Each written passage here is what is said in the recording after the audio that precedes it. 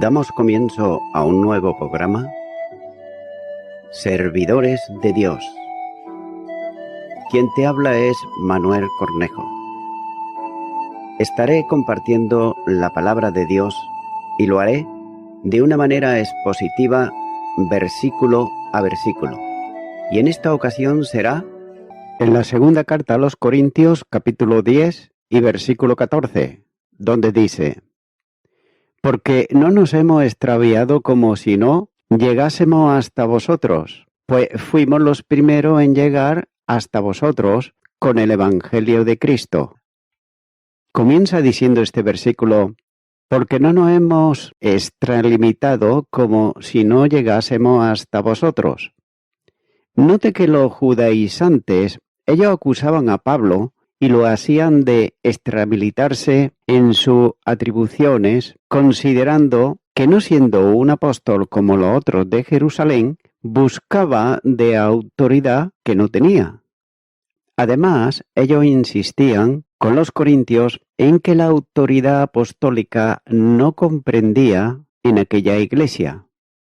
Pero sin embargo, la realidad es que la iglesia en Corinto era labor del apóstol Pablo, fruto de la acción de la gracia por medio del ministerio que había desarrollado él allí. Por tanto, no había ido más allá de lo que Dios le señaló para evangelizar. Quienes se habían metido en sus labores eran los falsos apóstoles, que habían venido de Jerusalén e invadido lo que era el campo del trabajo del apóstol. Estos advenedizos, ellos pretendían actuar en nombre de los apóstoles y también bajo su autoridad, delegada en ellos, pero no ignoraban o posiblemente despreciaban el acuerdo de los apóstoles que habían establecido con Pablo sobre el ministerio apostólico a los gentiles, como señala Gálatas capítulo 2 y versículo 9. Sigue diciendo este versículo: pues fuimos los primeros en llegar hasta vosotros con el Evangelio de Cristo.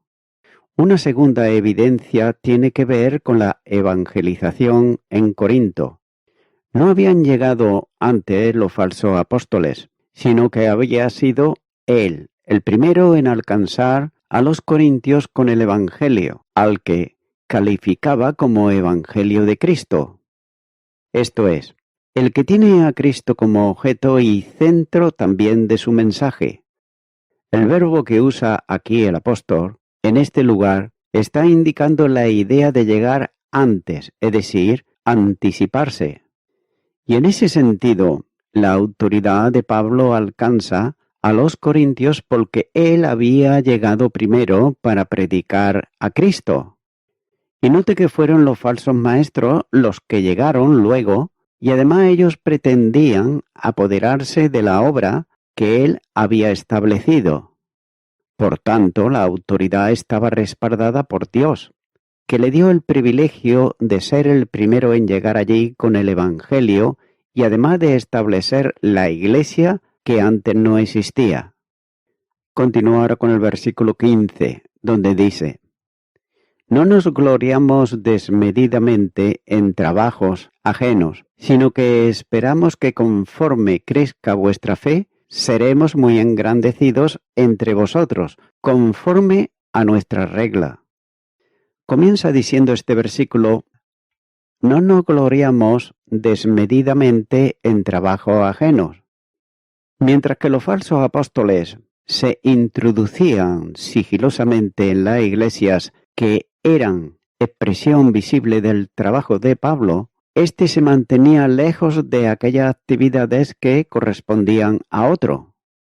No habían sido otros los que llegaron antes para fundar la iglesia, sino todo lo contrario. Ya que el apóstol trata la obra hecha como un campo de cultivo, el campo de Cristo, en el que le puso como su jornalero. Sin duda la primera línea de este versículo es una repetición también del versículo 13. Note que sus enemigos personales, que lo son también de la obra, habían hecho todo lo contrario. Note que ellos querían recoger los frutos de la labor de Pablo, tiempo también que le acusaban de falta de interés en la obra de la iglesia local. Trasladando aquí el ejemplo de la parábola de Jesús, son ladrones que no entran por la puerta delantera, sino que escalan la pared para robar. Ladrones y además también salteadores. Juan capítulo 10, versículo 1.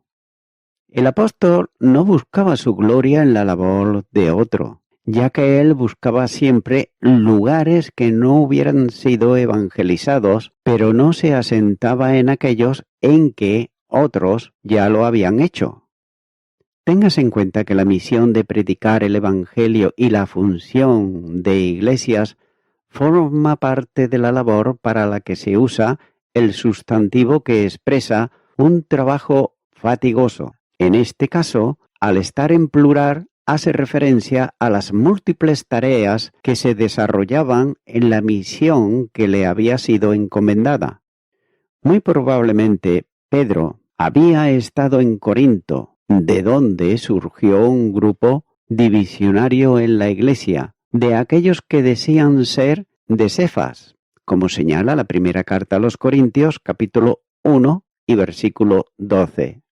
Pero note que nunca el apóstol manifestó disconformidad si otro encontraba en el campo de trabajo suyo para edificar a los creyentes. Sin embargo, se enfrentaba con los falsos apóstoles, que dejaban inferir que los creyentes de la iglesia en Corinto habían aprendido era trabajo de ellos, apropiándose de esta manera de la labor de Pablo para mendrar ellos.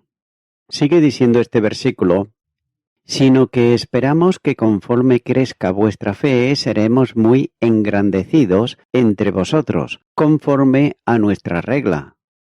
La gloria del apóstol se medía por el progreso real de la Iglesia, ya que no se trata aquí tanto del crecimiento y maduración de la fe como el propósito final del apóstol, sino como el objetivo local que le permitía, una vez alcanzado, proseguir en las tareas misioneras en otro lugar. Sin embargo, la condición de madurez de los corintios impedía ese progreso, mientras que la fe de ellos no estuviera bien consolidada, y de ahí el uso de las dos formas del pronombre personal cuando dice de vosotros, entre vosotros. Pablo no estaba esperando ser engrandecido entre los corintios, cuando la fe de estos sea una fe más madura, sino que una vez alcanzado ese objetivo, sería engrandecido en su trabajo de evangelización, permitiéndole alcanzar otros lugares para Cristo. Esta interpretación queda confirmada con la expresión final del versículo, es decir, conforme a la norma de nosotros, confirmando por lo que cierra el texto cuando dice en abundancia, esto es, no que fuesen alabados en abundancia por los corintios, sino que tendrían una esfera de trabajo abundante, liberados de la responsabilidad de resolver el problema de los creyentes en Corinto. La labor misionera sería cumplida y lo sería conforme a la norma que él se había establecido de implantar iglesias donde otros no hubiesen trabajado ya. Continúa ahora con el versículo 16, donde dice: y que anunciaremos el Evangelio en otros lugares más allá de vosotros, sin entrar en la labor de otro para gloriarnos en lo que ya estaba preparado. Comienza diciendo este versículo: y que anunciaremos el Evangelio en los lugares más allá de vosotros. Nuevamente el apóstol reitera que el objetivo suyo no era edificar sobre fundamento que otro hubiera establecido, sino la obra pionera. Él tiene una misión encomendada por Cristo mismo, la de llevar el Evangelio a todo el mundo. Por eso desea que los corintios se fortalezcan en la fe para que, dejando de ser unos niños en Cristo, ellos puedan mantener la obra en la congregación de modo que le permita a él cumplir la misión de ir más allá con el Evangelio de Cristo. De otro modo, cuando estén lo suficientemente firmes, desea extenderse a campos no cultivados para sembrar allí la palabra y además establecer nuevas iglesias. Note que no desea en modo alguno entrar en terreno que haya sido preparado por otro, apropiándose de él, como sin embargo hacían los falsos apóstoles. Sigue diciendo este versículo: sin entrar en la obra de otro para gloriarnos en lo que ya está preparado. La expresión puede tener algunas alternativas de traducción, pero vuelve a usar aquí el sustantivo regla, medida, vara, que son las expresiones que deben de darse a estas palabras en los lugares de la epístola, donde aparece de forma especial en el capítulo presente, en donde aparece 3 veces. Note que la primera es en el versículo 13, en conexión con medida. Dios mismo estableció la medida, es decir, le dio la directriz para que fuese a Corinto y cumpliese la misión que le había sido confiada. Este mismo significado es también el del versículo 15, la segunda parte. El versículo presente no debe de entenderse como región geográfica o área en sentido de lugar, sino que el apóstol se gloría en que no puede ir más allá de la medida que se le ha fijado. Y por esa razón el apóstol afirma aquí que no puede ir más allá de la norma, es decir, la medida que ya se le ha fijado. En la defensa del apostolado está contrastando su conducta con la de los falsos apóstoles, ya que estos son los que entran en terreno que no ha sido sembrado por ellos y se aprovechan del fruto que ha nacido en él. Por esa razón, habla de normas ajenas, que es precisamente las que estaban usando sus enemigos, y lo estaban haciendo presentándose como con derecho de trabajar en lo que el apóstol él ya había establecido. Por esa razón, rechaza todo lo que sea gloriarse basándose en una norma de otra persona, a diferencia de los opositores del apóstol, que niegan la condición de apóstol de Cristo.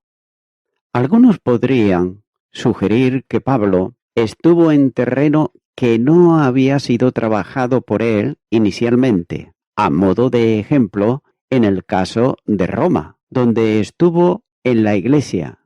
No fue entrar en ella para apoderarse de lo que otros habían hecho, sino que como apóstol estuvo edificando la iglesia como otros apóstoles hicieron en lugares donde Pablo había establecido también la obra. Pero, además, había ido a proponerles la asistencia para su viaje y trabajo en España. La norma del apóstol era ministrar ejecutando aquello para lo que había sido llamado. Continúa ahora con el versículo 17, donde dice: mas el que se gloría, gloríese en el Señor. El apóstol apela nuevamente a la Escritura, y lo hace sintetizando una cita de la profecía de Jeremías capítulo 9 y los versículos 23 y 24. Note que la verdadera gloria no consiste en elevarse sobre el resto y alabarse personalmente, puesto que cuanta conducta se haga en el campo del trabajo divino no se puede hacer en el esfuerzo humano, sino en el que procede de Dios. Esto ya ha sido considerado anteriormente, y es una continua manifestación en la enseñanza del apóstol, ya que la gloria total y final ha de ser para el Señor. Note que solo se es consecuente con esa verdad, y lo es viviéndola personalmente en el ministerio y en la vida personal para poder decir: pero por la gracia de Dios soy lo que soy, y su gracia no ha sido en vano para conmigo, antes he trabajado más que todos ellos, pero no yo, sino la gracia de Dios conmigo. Primera de Corintios, capítulo 15, versículo 10. También alguien podría pensar que eso corresponde a grandes creyentes, pero no a los menos firmes en la fe y con menos poder en el espíritu. Pero eso es una equivocación, y lo es puesto que la gloria de Dios y la gloria a Dios es posible siempre para quien vive a Cristo y dice con seguridad: ya no vivo más, vive Cristo en mí. Gálatas capítulo 2, versículo 20. Gloriarse en el Señor es considerar a Dios como razón de todo lo que es bueno y de bendición para su obra. También es entender claramente que cuanto podemos alcanzar no es por nuestras capacidades, sino por la fuerza de Dios. Continúo ahora con el versículo 18, donde dice: porque no es aprobado el que se alaba a sí mismo, sino aquel a quien Dios alaba. Note que el capítulo se cierra con una advertencia de la autoaprobación, ya que acaba de citar un texto profético en el que se establece que el único que puede ser alabado por parte del hombre es Dios. Esa es la enseñanza general de toda la Escritura. El hombre que es sabio, en su propia opinión, tiene menos esperanza que el necio. Note lo que dice Proverbios, capítulo 26, versículo 12, ya que de otro modo también se establece esto, por ejemplo, en Proverbios capítulo 27, versículo 2, donde dice: alábate el extraño y no tu propia boca, el ajeno y no los labios tuyos. La verdadera alabanza procede de aquel que, siendo Dios, conoce la realidad no sólo de las acciones, sino también del corazón, que las impulsa.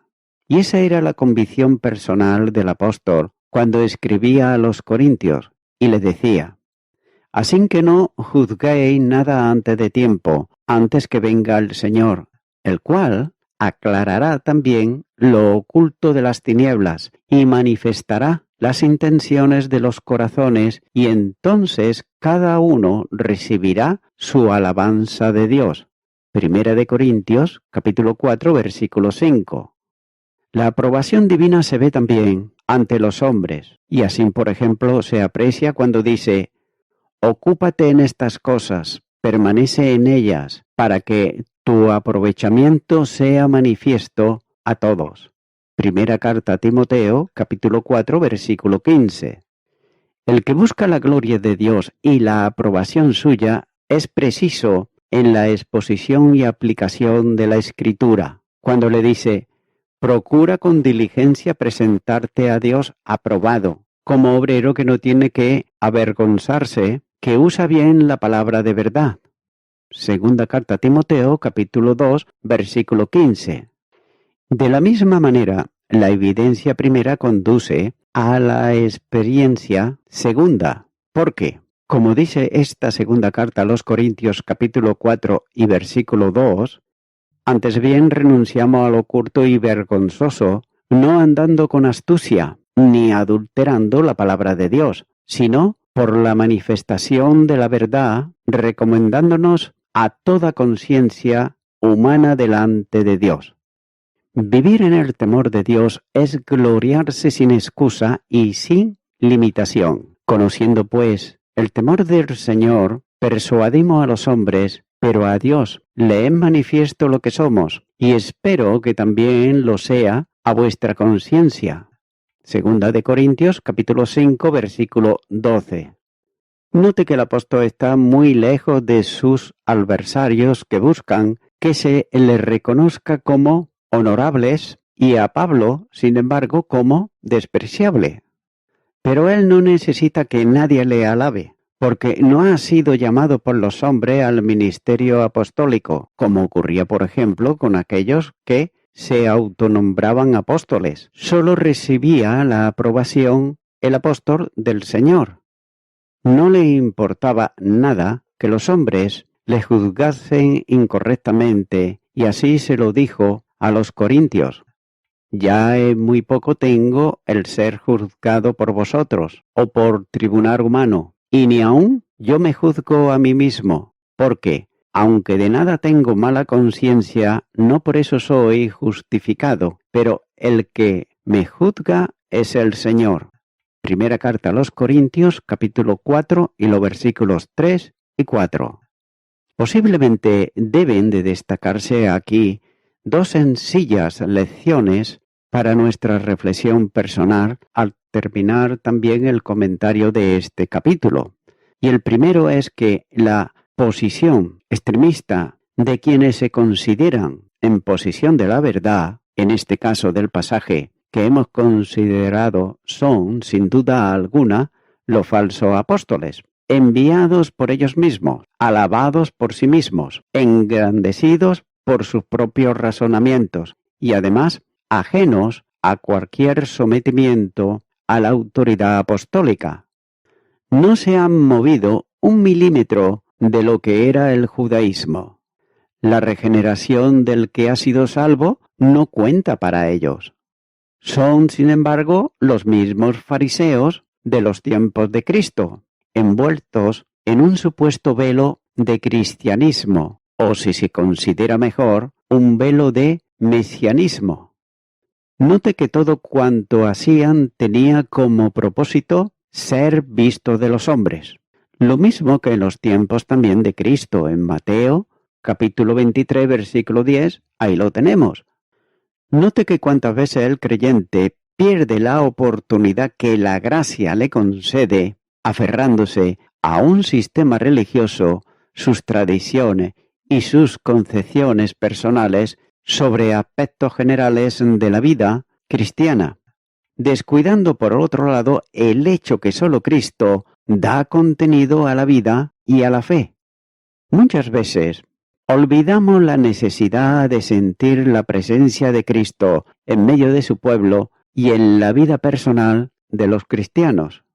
Cuando el sistema religioso sustituye a la realidad de la presencia de Jesús, ocurre espiritualmente hablando lo que ocurrió al sistema y a la forma religiosa de los tiempos de Jesús, especialmente marcado a la ciudad de Jerusalén, donde se manifestaba ese sistema, ya que la casa quedaba desierta, porque estaba vacía de contenido.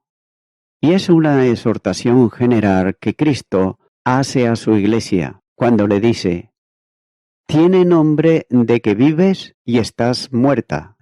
Apocalipsis capítulo 3, versículo 1. Nada puede sustituir la gloria de Cristo. La gloria personal es mero oropel, con el que nos revestimos para dar apariencia de piedad. Pero esa piedad es absolutamente ineficaz, porque procede de la carne y no de la fe. También es necesario entender bien que sin fe es imposible agradar a Dios. Hebreos capítulo 11, versículo 6.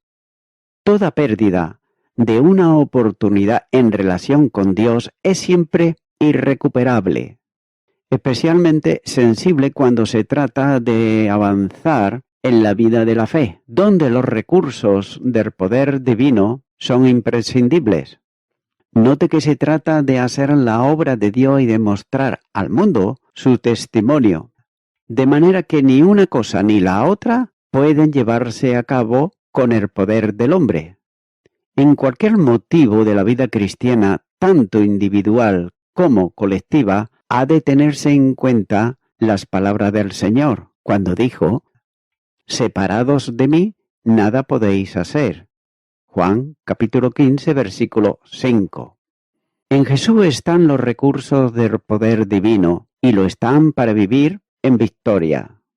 Esa es la certeza que inspira al apóstol cuando podía decir: «Todo lo puedo en Cristo que me fortalece». Filipenses capítulo 4, versículo 13. Si Cristo está fuera del control absoluto de la vida, el fracaso de la obra es seguro, ya que no se trata de la presencia teológica de Jesús, sino de la presencia real suya, que imparte poder y conduce en victoria. Es necesario entender claramente que no es posible concebir una vida victoriosa si la presencia real de Jesucristo no llena todos los ámbitos de ella. Nos permita el Señor que oigamos las palabras suyas, es decir, he aquí vuestra casa no es dejada desierta.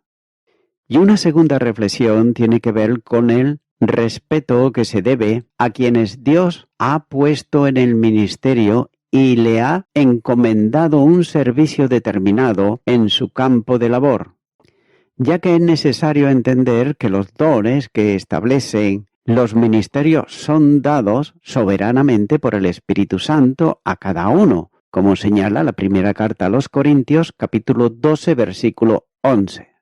Por tanto, el respeto a quienes Dios ha dotado y llamado al ministerio está claramente enseñado en su palabra, cuando dice: obedeced a vuestros pastores, sujetaos a ellos porque ellos velan por vuestras almas, como quienes han de dar cuenta, para que lo hagan con alegría y no quejándose, porque esto no os es provechoso. Tengas en cuenta que las lágrimas son la manifestación de muchos que sirven al Señor con honestidad, viviendo en dependencia suya por fe, enseñando su palabra sin reservas, diciendo lo que Él quiere decir y no lo que la denominación o el grupo religioso, tal vez la escuela teológica o cualquier otra cosa, procura que se manifieste. Sin embargo, quienes sirven al Señor han de mostrar en su vida el carácter de Cristo. Mateo capítulo 11, versículo 29. El liderazgo de la Iglesia, en el ejercicio de ese liderazgo, ha de hacerse como lo hubiera hecho Jesús en su hogar. Y voy concluyendo con esto. Pablo quería el respeto de los corintios cristianos, pero lo quería por el bien de ellos, no por el de él, ya que él sabía que ellos estaban dañando su propio crecimiento espiritual y también su madurez al alcanzarlo. Pero para sí mismo Pablo estaba satisfecho con la aprobación que venía de parte del Señor.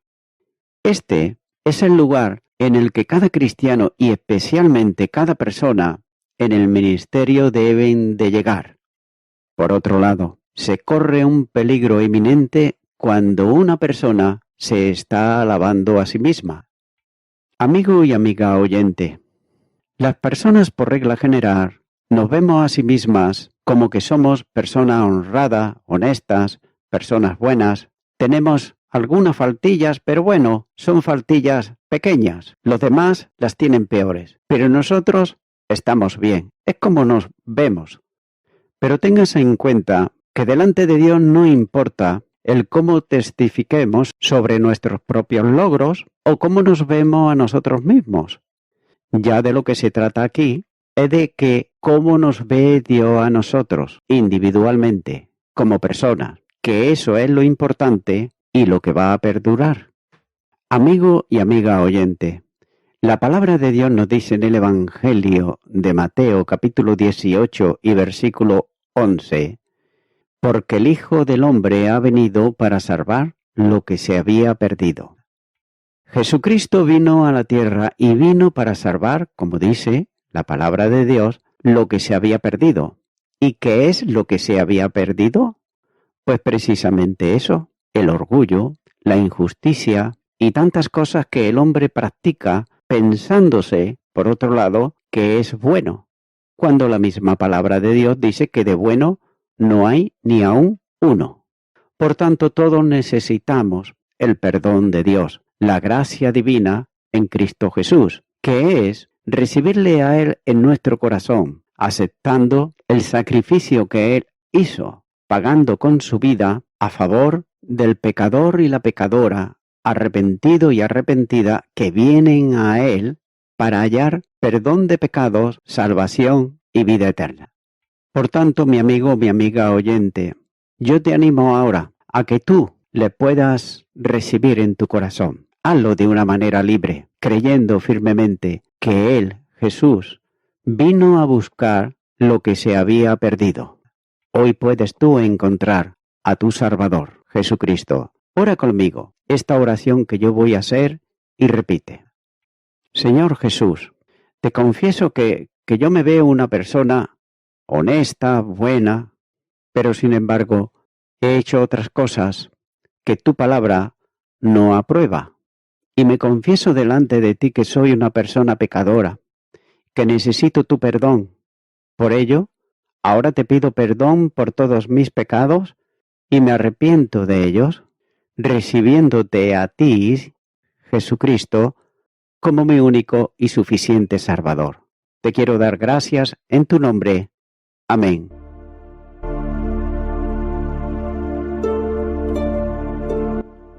Amigo y amiga oyente, si tú has hecho esta oración de corazón, te recomiendo que comiences a orar a Dios, en primer lugar, en el nombre del Señor Jesucristo.